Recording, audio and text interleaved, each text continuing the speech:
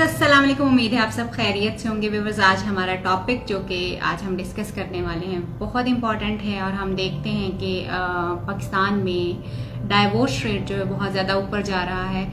और ना सिर्फ अरेंज मैरिजेस जो हैं वो फेल हो रही हैं, उसके साथ साथ लव मैरिजेस भी फेल हो रही हैं। जबकि हम सोचते तो ये हैं कि लव मैरिज जो है खासतौर पे वो तो आपने अपनी मर्जी से की है, आपने अपनी पसंद से किया, आप उस बंदे को समझते थे, उसको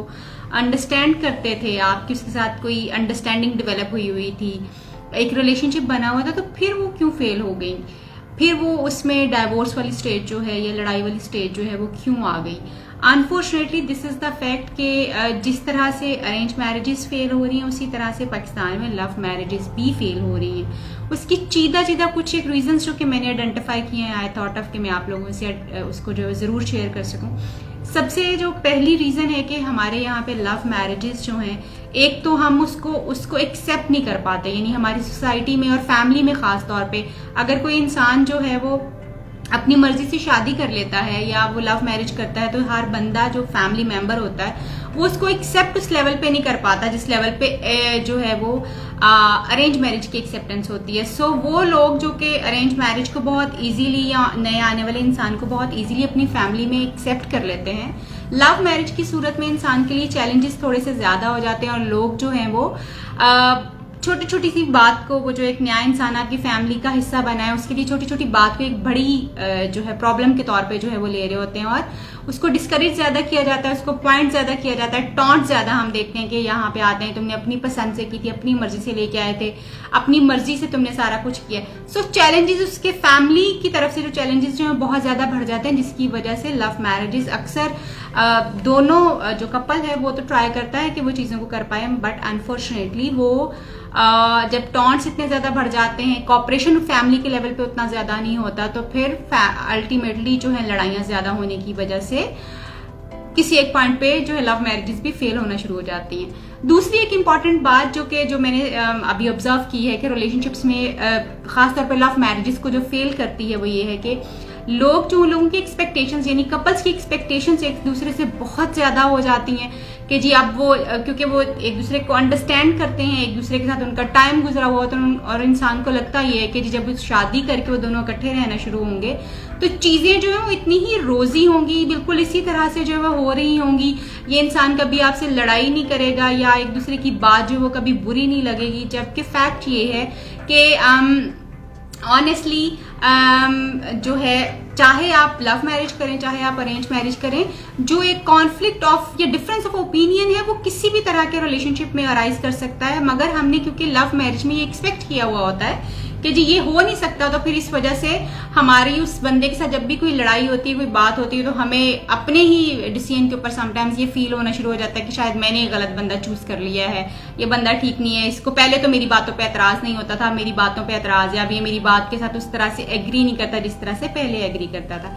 तीसरी एक इम्पॉर्टेंट बात जो रीजन होती है फेलियर ऑफ लव मैरिजेस की वो ये है कि एक्चुअली क्योंकि लव मैरिज में दो लोग जो होते हैं वो बड़े शुरू में शादी से पहले जो उनका रिलेशनशिप होता है उसमें वो एक दूसरे के लिए बहुत टाइम निकालते हैं, बड़ी बेताबी से एक दूसरे का इंतजार करते हैं, एक दूसरे के मैसेजेस का मिलने का इंतजार किया जाता है, प्लान होता है। मगर शादी के बाद क्योंकि वो बंदा आपकी लाइफ का हिस्सा बन चुका होता है, ये सारी चीजें इस तरह से नहीं होती, तो इंसान को ये लगता है कि ये तो वो इंसान ही नहीं है जिसके साथ मैंने शादी की थी, वो इंसान तो मुझे हर वक्त मैसेजेस करने पे लगा रहता था, मेरे बगैर उसका टाइम नहीं गुजरता था, ये नहीं होता था, वो नहीं होता था, ये तो वो टाइम मैसेजेस भी नहीं होते, वो उस तरह से टाइम भी फाइंड नहीं किया जाता कि आप एक दूसरे के साथ जो है वो गुजार सकें। सो वो हमें ये अंडरस्टैंड करने की जरूरत है इस लेवल के ऊपर कि रिलेशनशिप एक नेक्स्ट स्टेज पे चला गया है। यूजुअली लोग जो है वो इस स्टेज को एक्सेप्ट नहीं कर पाते, शादी तो करना चाहते हैं और शादी हो भी जाती है, मगर इस चेंज को और स्टेज को एक्सेप्ट नहीं कर पाते जिसमें चेंज आ जाता है। अब मैसेजेस उतने फ्रिक्वेंट नहीं होते, मीटिंग्स उतनी ज्यादा जो प्लान नहीं होती,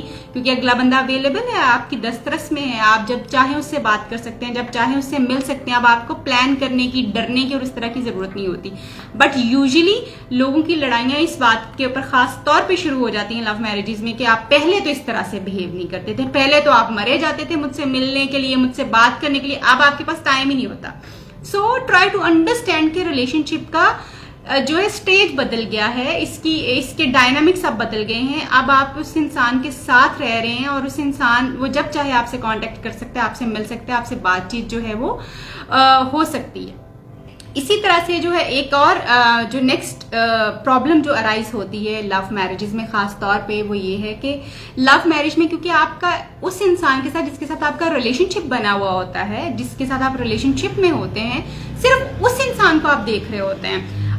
उस इंसान का एज पार्टनर आपने एक्सेप्ट किया होता है। शादी के बाद भी आपको लगता है कि सिर्फ यही एक इंसान जो आपकी जिंदगी का हिस्सा होगा, उसमें फैमिली जो है वो माइनस कर दी जाती है। जबकि लव मैरिज के बाद जब एक सिनेरियो बदलता है कि अब सिर्फ वो इंसान नहीं है, एक अकेला इंसान ही जिसके साथ आपने रहना है, पूरी एक फैमिली जो है वो वहां पे है और आपको उस फैमिली के साथ भी रहना पड़ेगा। आपने उस फैमिली की एक्सपेक्टेशंस को भी बिल्कुल उसी तरह से पूरा करना है जिस तरह से कि अरेंज मैरिजेस में लोग ट्राई करते हैं चीजें पूरी करने की, मगर क्योंकि दिमाग में ये चीज फिक्स होती है, क्योंकि टाइम उस इंसान के साथ ज्यादा गुजरा होता है, जब फैमिली के साथ रहने का टाइम आता है और ना ही कभी डिस्कशन होती है इस चीज के ऊपर कि फैमिली के साथ किस तरह से मैनेज किया जाएगा, किस तरह की चीजें होंगी, तो जब वो प्रॉब्लम्स फैमिली में अराइज होते हैं, फैमिली की प्रॉब्लम्स सामने आती हैं या वो जो क्रिटिक्स आते हैं फैमिली की तरफ से, टॉन्ट्स आते हैं, प्रेशर्स आते हैं, उनको इंसान जो है वो मैनेज नहीं कर पाता और पैनिक हो जाता है, लड़ाइयाँ और प्रॉब्लम्स जो ज्यादा बढ़ते हैं, जो कि अल्टीमेटली लीड करते हैं लोगों को खुद इस बुरे डिसीजन तक पहुंचे कि वो एक दूसरे से दूर होना शुरू हो जाए। इसी तरह से जो है हम समझते हैं कि शादी के बाद खासतौर पे लव मैरिज में पार्टनर्स को बहुत फॉर ग्रांटेड ले लिया जाता है। जैसे ही शादी होती है हमें लगता है कि जब शादी हो गई है अब तो सब कुछ हो गया, अब इस बंदे को ना हमारे लव एक्सप्रेशन की उस तरह से जरूरत है, ना ही इसको हमारे टाइम की उस तरह से जरूरत है, अब तो ये घर में है या हमारे साथ है, हम जब चाहें जो चाहें चीजें हो सकती हैं। जब हम इस तरह से अपने रिलेशनशिप को और अपने पार्टनर को बहुत फॉर ग्रांटेड लेते हैं तो ऑफकोर्स अगला बंदा बहुत ज्यादा निग्लेक्टेड फील करता है, बहुत ज्यादा उसको लगता है कि ये वो इंसान नहीं है जिससे उसने शादी की थी, या ये वो इंसान है ही नहीं जो कि शादी से पहले था। सो बहुत जरूरी ये होता है कि आप अपने पार्टनर को जो है वो बिल्कुल आई कैन अंडरस्टैंड, क्योंकि रिलेशनशिप में एक नई स्टेज आ चुकी है, आप उस तरह से टाइम तो नहीं दे सकते, ना ही आप उस तरह से चीजें कर सकते हैं जिस तरह से शादी से पहले की हैं, बट इवन देन क्योंकि आपने रिलेशनशिप को अगली स्टेज पे लेके जाना है तो कोशिश करें कि आप अपने पार्टनर के साथ अपने लव एंड केयर को, अपनी चीजों को जो है वो इंसान आपके लिए कितना इंपॉर्टेंट है इसको आप उससे शेयर कर सकें, ताकि उसको अपनी इंपॉर्टेंस का जो है वो अंदाजा रहे। और रिलेशनशिप्स जो होते हैं ये बिल्कुल दरख्त की तरह होते हैं, पौधे की तरह होते हैं, जिसको आपको बिल्कुल वाटर करने की जरूरत होती है, अप्रोप्रिएट रोशनी देने की जरूरत है, उसकी निगहदाश्त की जरूरत होती है। रिलेशनशिप्स को भी आपको इसी तरह से पालने की जरूरत होती है, चाहे वो लव मैरिजेस हो, चाहे वो अरेंज मैरिजेस हो, कुछ भी जो हो वो उसी तरह से आपको उसको निगहदाश्त, केयर की जरूरत पड़ती है। अनफॉर्चुनेटली हमारे यहाँ पे क्योंकि काउंसलिंग जो है हम देखते हैं, मैरिटल काउंसलिंग एक ऐसी चीज है जो कि नापैद है यहाँ पे, यानी यहाँ पे लोगों को लगता है कि जी रिलेशनशिप को बेहतर करने के लिए काउंसलिंग की जरूरत नहीं है, या शादी से पहले काउंसलिंग की जरूरत नहीं है। बहुत इंपॉर्टेंट है कि अगर आपको लगे कि आपके रिलेशनशिप में कहीं कोई प्रॉब्लम शुरू हो गया है, कोई डिस्कॉर्ड आ गया है, कोई ऐसी रंजिशें पैदा हो गई हैं जो आपसे नहीं मैनेज हो पा रही, तो फौरन से पहले जो है किसी प्रोफेशनल हेल्प की तरफ जाएं, ताकि आप चीजों को समझते हुए अपने रिलेशनशिप को जो बेहतर कर सकें और आपका रिलेशनशिप उस आखिरी स्टेज तक ना पहुंच पाए जो कि एक नापसंदीदा चीज है और बहुत तकलीफदेह चीज है। अगर आप टाइम टू टाइम अपने छोटे छोटे प्रॉब्लम्स को जो है वो मैनेज करते रहेंगे तो रिलेशनशिप कभी भी एक्सट्रीम जो सफरिंग्स होती हैं उसके ऊपर कभी भी नहीं पहुंच पाता। कम्युनिकेशन बहुत इंपॉर्टेंट है, अपने हर सेशन में इस पॉइंट को जरूर फोकस करती हूँ, बताती हूँ, बिकॉज कम्युनिकेशन सिर्फ वो एक ऐसी चीज है जो कि आपको हर प्रॉब्लम से बाहर निकाल सकती है, मसले को सॉल्व कर सकती है। अगर आप अपनी कम्युनिकेशन को अपने पार्टनर के साथ जो है बहुत बेहतर रखेंगे तो आपकी चीजें जो हैं वो बहुत बेहतर होंगी। जैसे हमारे प्राइम मिनिस्टर साहब भी फरमाते हैं कि डायलॉग से कोई भी प्रॉब्लम जो है वो रिजॉल्व किया जा सकता है, एंड दैट्स ट्रू। डायलॉग, बात करना कनेक्ट करता है आपको, और जब आप कनेक्ट करते हैं तो अगले बंदे की बातें जो हैं वो भी आपको समझ आती हैं कि कहाँ कहाँ प्रॉब्लम्स और अंडरस्टैंडिंग के प्रॉब्लम है, तो आप बातचीत से उस मिसअंडरस्टैंडिंग को दूर करते हुए अपने रिलेशनशिप को बेहतर कर सकते हैं। ये छोटे छोटे से टिप्स हैं जो आपके रिलेशनशिप को शायद बेहतर कर सकें, और आप ये ऐसी गलतियां अपने, अगर आप लव मैरिज करने जा रहे हैं या आपकी लव मैरिज हो चुकी हुई है, इन छोटी छोटी गलतियों को अवॉइड कीजिए ताकि आपका रिलेशनशिप जो है अपने पार्टनर के साथ बहुत अच्छा हो सके, और वो शादी जो कि आपने शादी से पहले सोची हुई थी आप उस रिलेशनशिप को एक्चुअली इंजॉय कर सकें। Try to understand the dynamics of the relationship, ताकि आपको ये बहुत इंपॉर्टेंट रिलेशनशिप है। मैं समझती हूँ दुनिया में शादी सबसे इंपॉर्टेंट रिलेशनशिप है आपका, जो आप खुद बनाते हैं और आप इसके ऊपर खुद इन्वेस्ट करते हैं, आप खुद इस पे बहुत ज्यादा मेहनत करते हैं, और फिर आपका ये रिलेशनशिप जो है वो इतना अच्छा बनता है कि वो इंसान आपके साथ पूरी जिंदगी गुजारना चाहता है और आपके साथ टाइम गुजारता है। सो इस रिलेशनशिप की इंपॉर्टेंस को समझते हुए टॉलरेंस का लेवल जो है अपने अंदर जरूर पैदा जो है उसको इंक्रीज कीजिए, और थोड़ा सा जो है गलतियों को और क्रिटिसिज्म को इग्नोर करने की कोशिश करें कि पॉजिटिव क्रिटिसिज्म हो,